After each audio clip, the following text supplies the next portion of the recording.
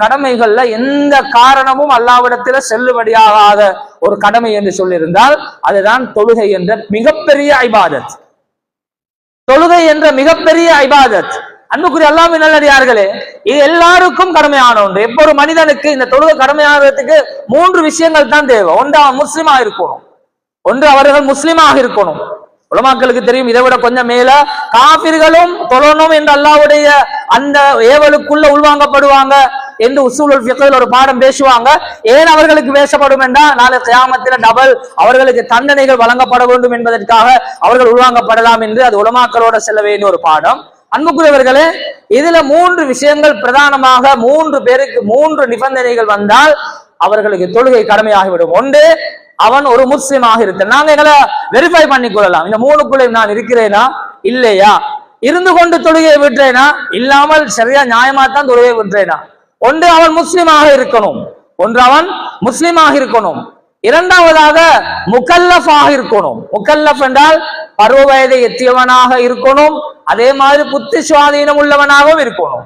Folic அலாக்கில் என்று அரபியில சொல்லுவாங்க. இந்த 3 நிபந்தனை யாருக்கு இருக்குதோ அவர்கள் தொழுகைக்கு தன்னை தயார்படுத்தி அல்லாஹ்வுக்கு முன்னால தொழுகையில தன்னை நிப்பாட்டுறது மிகப்பெரிய கடமை. பதில் கூறி அவர்கள் தவிர்க்க முடியாத மிக முக்கியமான ஒரு கடமை. அன்புக்குரியவர்களே, முழு உலகத்தினுடைய வெற்றியின் ரகசியமும் இந்த தொழுகை என்றால் யாரு அதை மறுக்க முடியும்? அதனுடைய வேல்யூ, அதனுடைய பெருமதி, அதனுடைய ரகசியத்தை நாங்க உணரல. எங்கட ஈமான் எங்கெங்கோ நம்பிக்கைகள் எல்லாம் சிதறடிக்கப்பட்டிருக்குது. யார் யாரையோ பார்த்து நாங்க மேலெண்ணம் கொண்டு வாழ்ந்து கொண்டிருக்கிறோம். அவருடைய வரலாறு, இவருடைய வரலாறு, அவர் இப்படி வாழ்ந்தாரு இப்படி வாழ்ந்தாரு என்றெல்லாம் பார்த்து நேரங்களை எல்லாம் உதாசீனம் செஞ்சு விரயம் செஞ்சு உள்ளத்துல வேற நம்பிக்கைகளை கொண்டு வந்து வச்சிருக்கிறோம். அன்புக்குரியவர்களை, எப்ப எங்கட உம்மத் குடும்ப ரீதியாக ஊர் ரீதியாக எல்லாரும் ஆண்கள் பெண்கள் என்ற வேறு வித்தியாசம் இல்லாமல் தொழுகையை இன்றியமையாத கடமை என்பதனை தலையிலே உணர்ந்து அவர்கள் தலைக்கு எடுத்து தொழ ஆரம்பிக்கிறார்களோ சுபீட்சமான வாழ்க்கை அவர்களை தேடி வரும் என்பதில் எந்த சந்தேகமும் கிடையாது. இது எங்களுக்கு முன்னால வாழ்ந்த சஹாபாக்கள், இதுக்கு முன்னால வாழ்ந்த இமாம்கள், அறிஞர்கள், நல்லடியாருடைய வாழ்க்கை எமக்கு மிக தெளிவாக எமக்கு அதனை காட்டுகின்றது. அன்புக்குரிய அல்லாஹ்வின் நல்லடியார்களே, அன்பின் இஸ்லாமிய சகோதரர்களே, இந்த தொழுகை என்ற கடமைக்குள்ள இன்னொரு விசேஷம், ஒரு விசேஷம் நான் சொல்லியிருக்கிறேன். இந்த தொழுகையிலிருந்து விடுபடுவதற்கு யாருக்கும் எந்த எக்ஸ்கியூஸும் இல்லை.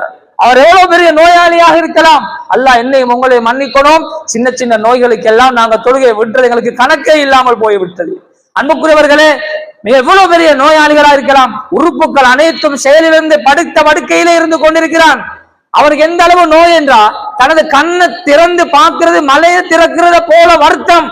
அன்புக்குரியவர்களே, சட்டம் சொல்றது லேசி, ஆனா அதை எப்படி அமல்படுத்தணும் என்ற வேகமும், அன்புக்குரியவர்களே, அந்த உத்வேகமும், அந்த நல்ல எண்ணமும், அந்த உறுதியான எண்ணமும் எவ்வளவு நம்முடைய வாழ்க்கையில் அது வேறொன்று காணப்பட வேண்டும் என்பதனை இந்த சட்டத்திட்டங்கள் எனக்கு உணர்த்துகின்றன.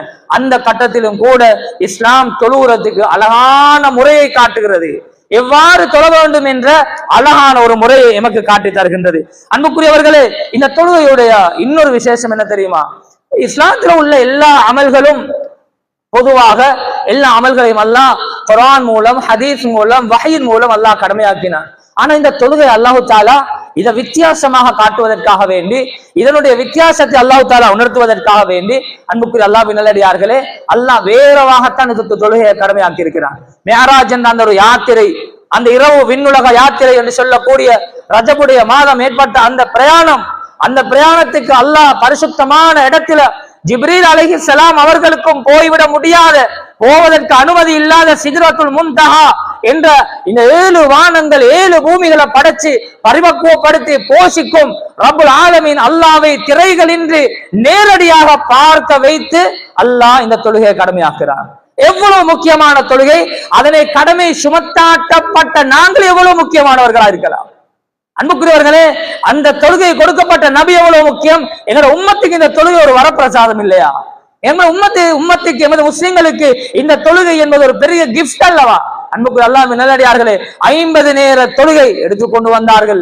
அதே வருத்து பூமியை நோக்கி வந்திருந்தா இன்னைக்கு நரகத்துடைய லிஸ்ட்ல நிறைய பேர் நாங்க இருந்து கொண்டிருப்போம்.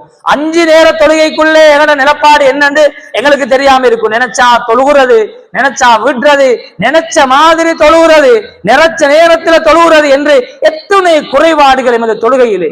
எத்துணை குறைபாடுகளுக்கு மத்தியிலே தொழுகை விண்ணில் உயர்த்தப்பட்டதுவா என்ற எண்ணம் கூட இல்லாமல், அன்புக்குரிய அல்லாஹ்வின் நல்லடியார்களே, அதனுடைய ஷர்த்துகள் ஃபர்துகள் பேணப்பட்டதுவா என்ற அந்த எண்ணம் கூட இல்லாத எமது நிலைமையில் இருக்கும் பொழுது, எமது நிலைமை என்ன, சொர்க்கமா நரகமா என்று இருக்கும் பொழுது 50 நேர தொழுகைகளும் கடமையாக்கப்பட்டிருந்தால் இந்த உம்மத்துடைய என்ன கதை, என்ன நிலைமையாக இருக்கும் என்பதனை ஒரு கணம் சிந்தித்து பார்க்க வேண்டிய மிக முக்கியமான ஒரு தருணம்.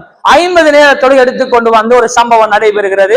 மூசா அலைஹிஸ்ஸலாம் அவர்களை சந்திக்கிறார்கள். உங்களோட உம்மத்து, உங்களோட சீதேதிகள் இதை தொழமாட்டாங்க, 50 நேரம் அவங்க தொழக்கூடிய ஆட்கள் இல்ல, கொஞ்சம் கஷ்டம், உம்மத்துக்காக குறைச்சிட்டு வாங்கன்னு சொல்லி அந்த குறைத்தல்ல கடைசிக்கு அல்லாஹ் என்ன அளவுல 5 நேர தொழுகையில கொண்டு வந்து வச்சான்.